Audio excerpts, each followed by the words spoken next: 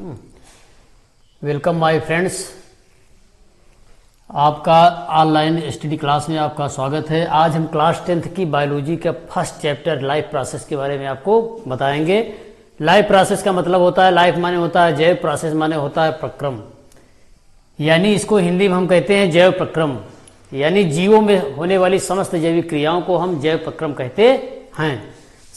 समस्त जैविक क्रिया का मतलब, समस्त जैविक क्रिया का मतलब ये कि जैसे आप डाइजेशन, नंबर 1 डाइजेशन, डाइजेशन को हिंदी में कहते हैं पाचन। Number 2 respiration,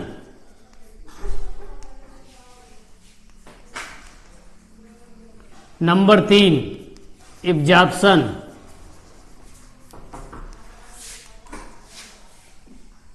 number 4 excretion.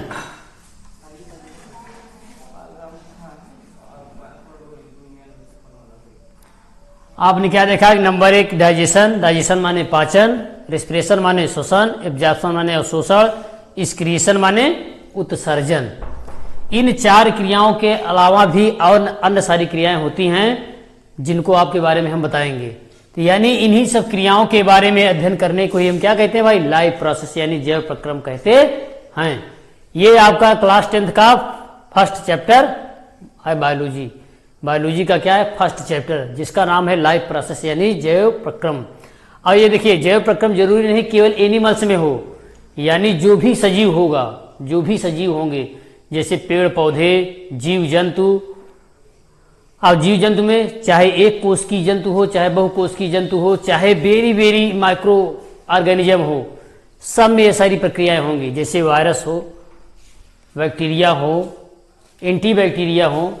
जैसे आप इस समय जो लहर चल रहा है, आप जानते हैं कोरोना, जिसको आप कहते हैं कोविड-19, कोविड-19। 2 मिनट इसके बारे में आपको हम बता दे रहे हैं। देखिए, कोविड-19 का मतलब होता है एक प्रकार का एक विषाणु होता है जिसका नाम है वायरस, और ये विषाणु जो होता है लगभग तापमान 27 डिग्री सेंटीग्रेड के नीचे पनपता है। और ये इतना विषाणु है, ये स्किन में, जल में, यानी छुआछूत, यानी अगर कोई किसी व्यक्ति को हुआ है, उसको स्पर्श करने से वो विषाणु उसके अंदर संक्रमित हो जाते हैं। और उसका कारण क्या भाई, देखिए विषाणु कोई भी हो, जब तक वैसे पड़ा रहता है तो नॉन लिविंग रहता है। कैसा रहता है, नॉन लिविंग, यानी निर्जीव रहता है। लेकिन जैसे ही किसी जीव के बॉडी में प्रवेश करता है, ये लिविंग हो जाता है।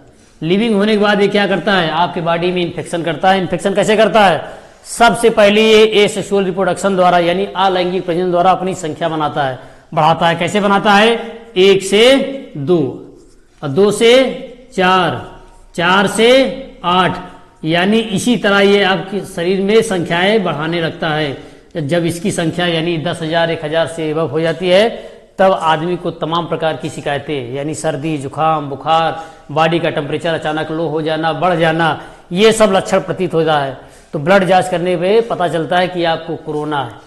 तो यानी ये कोरोना क्या है, विशेष लक्षण है। यह एक प्रकार का बहुत ही घातक महामारी आप जिसको कह सकते हैं, इस प्रकार का संक्रामक रोग है। आज पूरा विश्व इस रोग से जूझ रहा है। तो आइए आप अपने चैप्टर बताते हैं आपको लाइफ प्रोसेस। लाइफ प्रोसेस आपको समझ में आ गया ना, जीवों में होने वाली समस्त जैविक क्रियाओं को जैव प्रक्रम कहते हैं, जैसे कि डाइजेशन, रेस्पिरेशन, एब्जॉर्प्शन, एक्सक्रीशन, यानी पाचन, श्वसन, अवशोषण, उत्सर्जन। ये सारी क्रियाएं केवल, जरूरी नहीं कि केवल जंतु में ही हो, जो भी जीव होगा, जो भी जीव होगा उसमें ये क्रिया यानी लाइफ प्रोसेस की होगी। तो सबसे पहले हम लाइफ प्रोसेस में आपको पेड़ पौधों के बारे में बताते हैं, यानी पेड़ पौधों में लाइफ प्रोसेस, क्योंकि पौधे भी क्या है भाई, जीव हैं। वो भी श्वसन करते हैं, अपना भोजन बनाते हैं, इसलिए वो भी किसमें आते हैं, सजीव में आते हैं। तो मान लीजिए कोई पौधा है, ये मान लीजिए कोई पौधा है, जनरली आपको समझाने के लिए इसे बना दे रहे हैं। मान लीजिए कोई क्या है, ये पौधा है, ये इसके नीचे के हिस्से है, इसको कहते हैं रूट। रूट भी कई प्रकार की होती है, मुसला जड़, झकड़ा जड़, टैप रूट, अपस्थानिक जड़, यानी कई प्रकार की जड़ें होती हैं। तो यानी धरती के नीचे वाले हिस्से को हम क्या कहते हैं, रूट कहते हैं, और पृथ्वी के ऊपर वाले हिस्से को हम क्या कहते हैं, सूट कहते हैं। क्या कहते हैं, सूट कहते हैं। सूट में देखिए क्या क्या आ जाते हैं, आपकी लीव्स आ जाती हैं, लीफ यानी पत्ती आ जाता है, स्टेम आ जाता है यानी तना आ जाता है, फ्लावर आ जाते हैं, और क्या आ जाता है, फ्रूट यानी फल आ जाते हैं। आपने देखा भाई, पृथ्वी के नीचे के हिस्से को रूट कहते हैं और पृथ्वी के ऊपर के हिस्से को क्या कहते हैं, सूट कहते हैं। रूट में केवल जड़ें आते हैं, लेकिन सूट में 4 चीजें आती हैं, स्टेम आता है, लीफ आता है, फ्लावर आता है, फ्रूट आता है। अब हमने आपको बताया कि लाइफ प्रोसेस, यदि कोई भी जीव होगा तो उसमें भी लाइफ प्रोसेस यानी जैव प्रक्रम होगा। तो इसलिए हम सबसे पहले आपको पेड़ पौधों के बारे में बता रहे हैं। तो आपने देखा पेड़ पौधे के मुख्य 2 भाग होते हैं, रूट, शूट। अब देखिए, अब पौधे कैसे करते हैं जैव प्रक्रम। देखिए, पौधों में इस प्रकार का जैव प्रक्रम जो इनका होता है वो किसके द्वारा होता है, फोटोसिंथेसिस। किसके द्वारा होता है, फोटोसिंथेसिस यानी प्रकाश, इसको हिंदी में क्या कहते हैं, प्रकाश संश्लेषण। देखिए, फोटो का मतलब क्या होता है, फोटो का मतलब होता है लाइट, फोटो का मतलब लाइट, और सिंथेसिस का मतलब होता है फॉर्मेशन यानी निर्माण करना।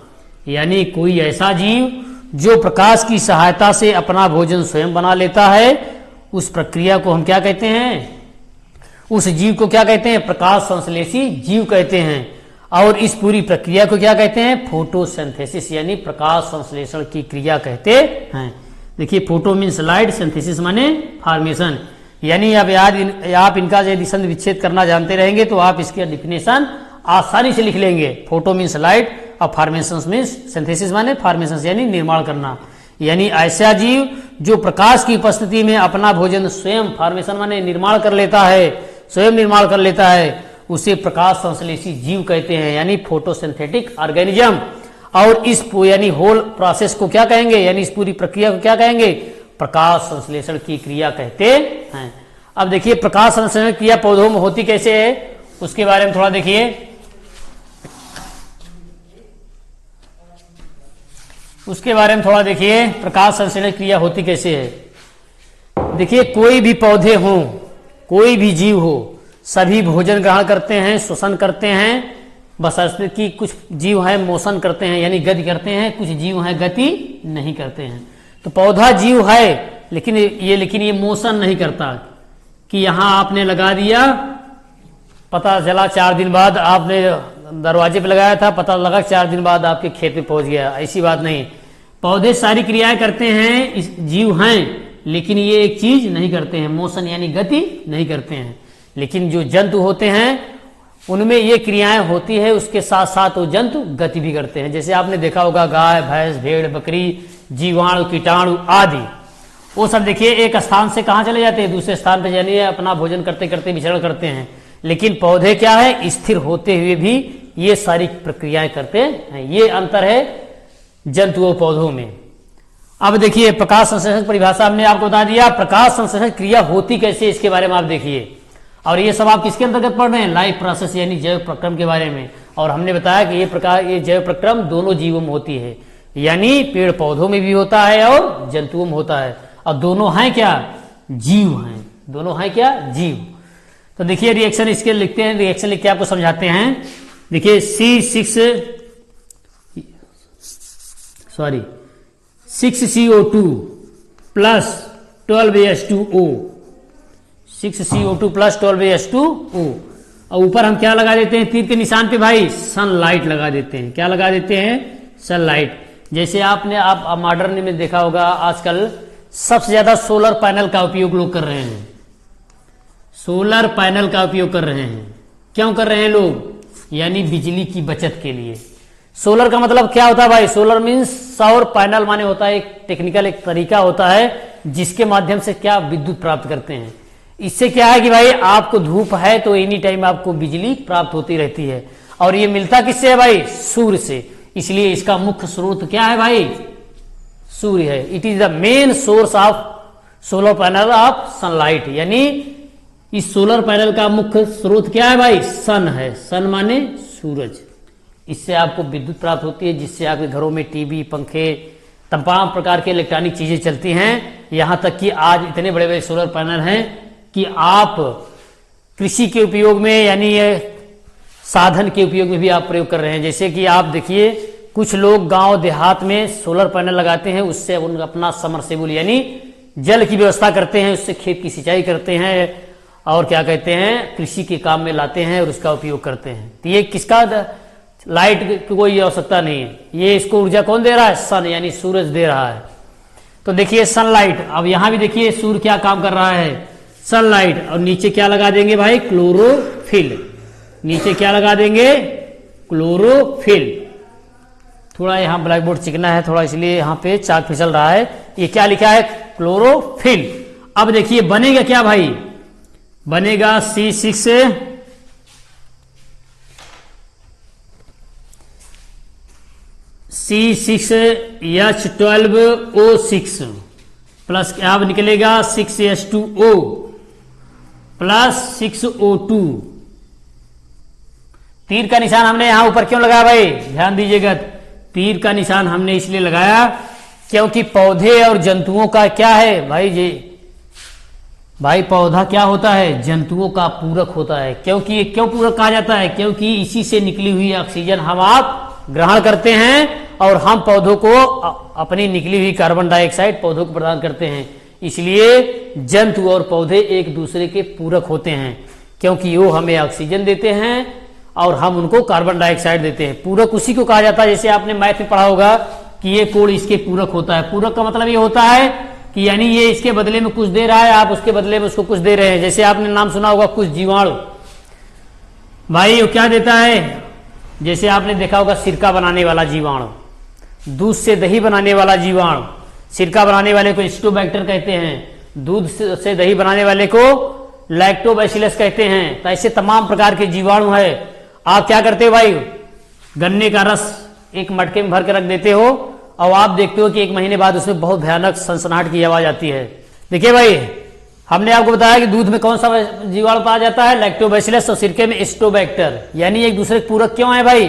क्योंकि आप गन्ने का रस रखते हो, महुए का रस रखते हो या किसी भी फल का आप रस रखते हो तो एक महीने बाद उसमें ऑटोमेटिक जीवाणु पड़ जाते हैं। यानी आप रस रखते ना उसमें जीवाणु पड़ते थे, यानी वो रस उसके लिए क्या हो गया? पूरक हो गया। वही चीज यहां पर है। देखिए कि पौधे क्या करते हैं भाई? कार्बन डाइऑक्साइड लेते हैं, पानी लेते हैं, सनलाइट लेते हैं, क्लोरोफिल, यानी ये चार चीजें लेते हैं और क्या बनाते हैं? ग्लूकोज।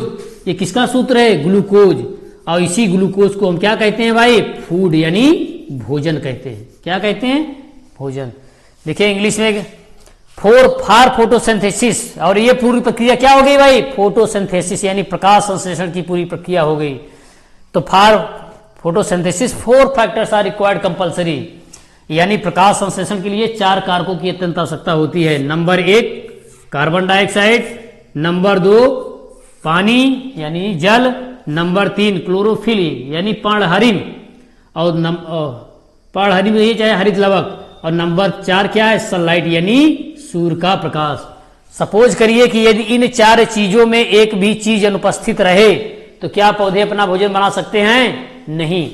ठीक उसी तरह जैसे आपके पास गैस सिलेंडर भी हो, कुकर भी हो, चावल भी हो, और आपसे चावल पकाने के लिए कहा जाए और पानी ना हो तो क्या आप चावल पका सकते हैं? नहीं। तो ठीक वही प्रक्रिया यहां पर भी है कि यदि इन 4 चीजों में एक भी चीज अनुपस्थित है तो पौधे अपना भोजन नहीं बना पाते हैं। कुछ लोग कभी कभी का क्वेश्चन पुटअप करते हैं कि सर सनलाइट अधिकतर बरसात में बहुत कम मिल पाता है पेड़ पौधों को, तब उस समय पौधे क्या करते हैं? एक चीज आप जान लीजिए, जैसे आप अपने भोजन की व्यवस्था कई सालों के लिए करके रखते हैं, वैसे पौधे हैं। यदि वो 60% भोजन बनाते हैं तो 60 में 40% यूज करते हैं, 20% स्टोर करके रख देते हैं। ठीक आपकी तरह, जैसे आप भाई साल भर में गेहूं खेती एक बार करते हैं, साल भर में धान खेती आप एक बार करते हैं, लेकिन पूरे साल भर के लिए आप चावल की व्यवस्था और गेहूं की व्यवस्था करके रखते हैं। ठीक उसी पौधे क्या करते हैं कि यदि 60% भोजन बनाते हैं तो 40% का यूज करते हैं, 20% वो स्टोर करके रख देते हैं। तो उस जिस समय बरसात होगी, बादल में यानी सूरज छिपा रहेगा, तो उस समय उनकी प्रक्रिया बहुत स्लो होगी, तो स्टोर किए हुए भोजन का पौधे उपयोग करते हैं।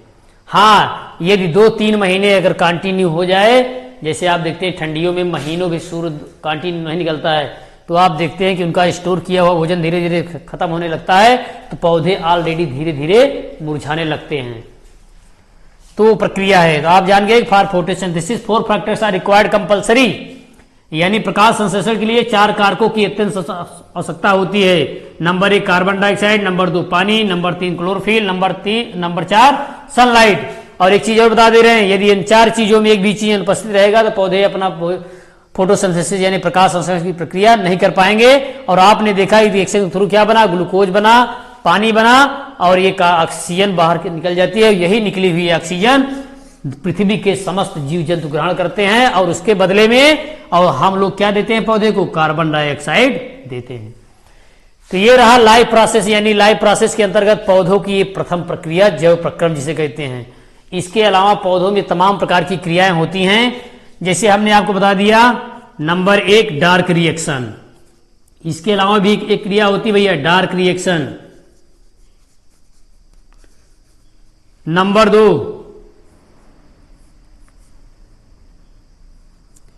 प्रकाशिक क्रिया और अप्रकाशिक क्रिया यानी डार्क रिएक्शन। और नंबर 2 लाइट रिएक्शन।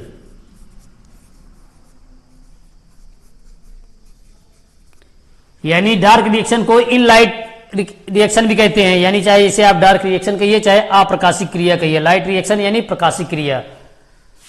देखिए ये होती कहां है भाई, प्रकाशिक क्रिया अप्रकाशिक क्रिया होती कहां है। ये देखिए सारी क्रियाएं पौधों के अंदर ही होती है, लेकिन डार्क रिएक्शन कहां होती है भैया, स्ट्रोमा में होती है। कहां होती है, स्ट्रोमा में। और लाइट रिएक्शन कहां होती है, ग्रेना में। अब आप ये पूछेंगे कि भाई स्ट्रोमा किसे कहते हैं, ग्रेना किसे कहते हैं। तो देखिए हमने आपको अभी बताया कि पौधे के यानी पृथ्वी से ऊपरी हिस्से के पौधे को क्या कहते हैं, सूट कहते हैं, और पौधे के पृथ्वी के निचले हिस्से को क्या कहते हैं, रूट कहते हैं। तो आप देखिए सूट में हमने आपको बताया 4 चीजें आती हैं, स्टेम आता है, फ्लावर आता है, फ्रूट आता है, अब लीफ यानी पत्तियां आती हैं। तो ये जो स्ट्रोमा और ग्रेना होता है ये कहां होता है भैया, पौधों की पत्तियों में ही होता है। तो मान लीजिए कोई पौधों की ये पत्ती है, क्या है, यहां देखिए आप ध्यान से, मान लीजिए किसी पौधे की एक पत्ती है, तो जो आपका स्ट्रोमा होगा ये यहां पर होगा। कहां पर होगा, यहां पे। कभी आप ध्यान से देखेंगे किसी पौधे के, तो जहां से पत्ती निकली रहती है वहां पर ऐसे स्ट्रोमा यानी एक सुई की नोक के बराबर छिद्र होता है, उसे हम कहते हैं स्ट्रोमा। उसे हम क्या कहते हैं, स्ट्रोमा। और ग्रेना किसे कहते हैं भाई, आप देखते हैं पत्तियों में ऐसे धारियां बनी रहती हैं जिसपे सनलाइट एकदम सीधे पड़ता है। तो ये क्या करेगा भाई, सनलाइट को सीधे एब्जॉर्ब करेगा और ये पौधों में कौन सी क्रिया होगी, तब फोटोसिंथेसिस यानी प्रकाश संश्लेषण की क्रिया होगी।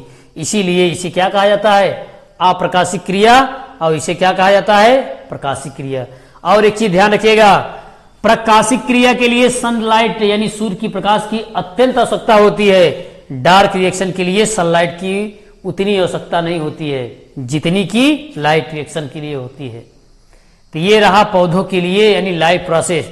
इसके अलावा पौधों में और सारी क्रियाएं होती हैं। देखिए और आपको हम बता दे रहे हैं, जैसे आपने यहाँ हम रूट के बारे में चर्चा कर रहे हैं, हमने आपको बताया रूट कई प्रकार की होती हैं। आप देखते हैं कोई भी पौधा हो, आप पौधे को उखाड़ते हैं, जितने पौधे आप उखाड़ते हैं उतने प्रकार की आपको जड़ें दिखाई पड़ती हैं। तो यानी जड़ें भी कई प्रकार की होती हैं। एक होती है मूसला जड़ें, जो कि मूसल की तरह यानी होती हैं। जैसे आप ये देखेंगे बड़े बड़े पौधों में, डाइकाट पौधों में देखेंगे आप, मोनोकाट पौधों में भी देखेंगे। लेकिन आप देखेंगे अपस्थानिक जड़ें, जिसे हम कहते हैं एडवांटेज रूट।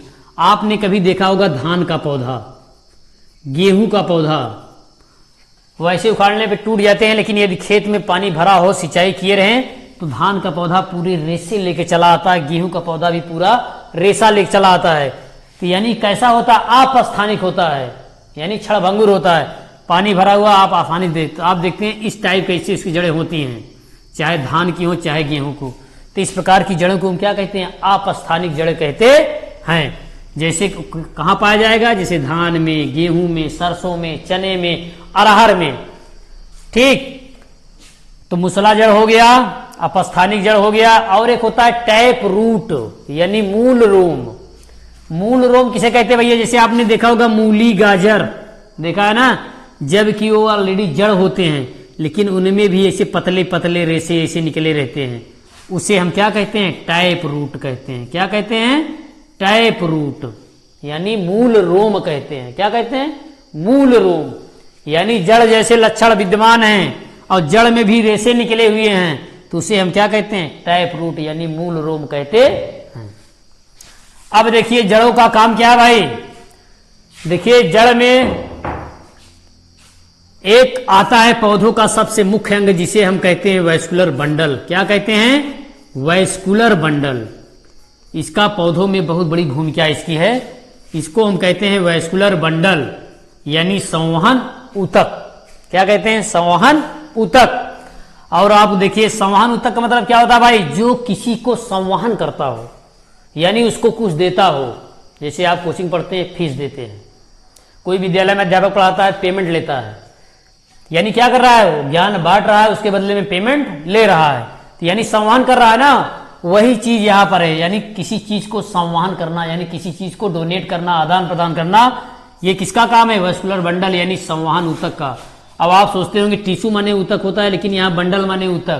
तो ये बायोलॉजी है। यहाँ पर अगर प्रॉपरली किसी ऊतक के बारे में पढ़ेंगे तब वहां आप टिश्यू का प्रयोग करेंगे, लेकिन जब आप संवहन ऊतक की बात करेंगे तो आप इसको वैस्कुलर बंडल या वैस्कुलर टिश्यू भी कह सकते हैं। और ये देखिए वैस्कुलर बंडल काम क्या है, यह पौधों में विभिन्न प्रकार के खाद्य पदार्थों का निर्माण करने वाला एक प्रकार का ऊतक होता है, इसीलिए इसका नाम संवहन ऊतक है। यह 3 प्रकार का होता है। Number 1 xylem, number 2 phloem, number 3 cambium. थोड़ा इन लोगों की हिंदी कठिन है, लेकिन ये आप कहीं भी आप देखते हैं तो जाइलम, फ्लोएम, कैम्बियम ही लिखा रहता है। देखिए जाइलम, इसे कहीं कहीं दारू कहा जाता है, हिंदी में इसे क्या कहा जाता है, दारू कहा जाता है। फ्लोएम को संवहनी कहा जाता है। कैम्बियम इसको यानी इसका आकार सीव ट्यूबलाई यानी चलनी के आकार का होता है। तो आप सबसे बढ़िया जाइलम कहिए, फ्लोएम कहिए, कैम्बियम कहिए। अब देखिए जाइलम ये सब पौधों में ही पाया जाता है, लेकिन कहां कहां पाया जाता है ये चीज देखिए। देखिए जाइलम हमेशा कहां पाया जाएगा, रूट में पाया जाएगा। अब फ्लोएम कहां पाया जाएगा, पत्तियों में पाया जाएगा। और कैम्बियम कहां पाया जाएगा, यानी जहां से पौधा निकलेगा पृथ्वी के ठीक यहीं पर क्या पाया जाएगा, कैम्बियम पाया जाएगा। अब तीनों का आप फंक्शन देख लीजिए, क्या काम है तीनों का। देखिए जाइलम काम क्या भाई, यह पृथ्वी से जल तथा खनिज लवण अवशोषित करके पौधों के ऊपरी भागों में पहुंचाता है। ठीक, it is the main function of. ये क्या करता है कि भाई यह पृथ्वी से जल तथा खनिज लवण अवशोषित करके पौधों के ऊपरी भागों में पहुंचाता है। और फ्लोएम क्या करता है, पत्ती से बने हुए भोज्य पदार्थों को पौधों के समस्त भागों में पहुंचाता है। इसके अलावा आप देखिए भाई, अब आ गई बारी किसकी, कैम्बियम की। कैम्बियम देखिए, कैम्बियम काम क्या है भाई, आपके घर में देखते हैं चाय बनती है, चाय को छानने के लिए आप किसका प्रयोग करते हो, छन्नी का प्रयोग करते हो ना। तो आप देखिए ये आपकी गिलास हो गई, और छन्नी कहाँ रखते हो, गिलास में डाल देते हो, गिलास के ऊपर रखते हो, गिलास के ऊपर रखते हो। उसके बाद ऊपर से आप क्या डालते हो, टी यानी चाय डालते हो, तो ऑटोमेटिक आपकी चाय छन जा रही है। भाई अब ऐसा कोई करता नहीं, छन्नी यहाँ गिलास के नीचे पेदी में लगा दे, ऊपर से चाय डाले, छनेगी नहीं। तो कैम्बियम का काम क्या भाई, ये ठीक जहां जड़ समाप्त होती है ठीक पृथ्वी के एकदम ऊपरी हिस्सों में पाया जाता है। इसका काम क्या है कि जो भी भोज्य पदार्थ पौधे की जड़ को मिलेगा ये छान के देगा, और जो जल ये तथा खनिज लवण अवशोषित करेगा ऊपर जाएगा ये भी उसका छान के देगा। तो यानी कैम्बियम का काम क्या है, भोज्य पदार्थों को फिल्टर करना, शुद्ध करना। It is the main function of cambium. तो ये रहा लाइफ प्रोसेस, यानी और सारी प्रक्रियाएं लाइफ प्रोसेस में आती हैं पेड़ पौधों में, लेकिन आप इतना ही देखिए जो आपके सिलेबस में है। ये कक्षा 10th की बायोलॉजी का पहला चैप्टर है।